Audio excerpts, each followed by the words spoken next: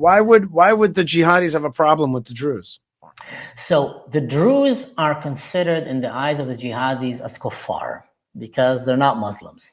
And in Islam, it's a very totalitarian kind of religion. And once you become Muslim, you can't leave. And the Druze, in their eyes, left Islam, so they should be killed. Now, you mentioned something about the Druze of Majd al-Shams and their alliance to Israel while maintaining some alliance to Syria, which you're talking about in the Golan Heights in the north, the Golan Heights in Israel, very north of Israel, and they were like across the border. Those Druze that for a long time seemed like, when I was a kid, we knew that those Druze are standoffish. They're not exactly with us. They're still flying the Syrian flag. They had this relationship. Yeah. So I spoke actually yesterday, and one of my relatives told me, like, now we don't need to wear that mask anymore. He said, you see, our relatives in Syria many times were actually even pretending to be Muslims to survive. So Muslims don't kill them. So Muslim will come and say, wait, are you Muslim or not? No, I'm Muslim. And they will many times tempt them, okay, give me your daughter. And he would go, sorry, I can't give you my daughter, etc. That's why the Druze kind of moved to Sweden to protect themselves.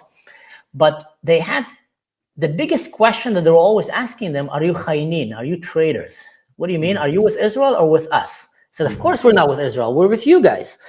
Well, what about your relatives in Israel? Yeah, you see, they're not Israelis. So for the relatives in Israel whose village split in half, they were all the time kind of, doing these fake demonstrations and going around. But still, if you tell them, where would you like to live in Israel and Syria, they'll tell you definitely Israel. And when you look at it, there was never any terrorist attack that came from Majd al-Shams or etc.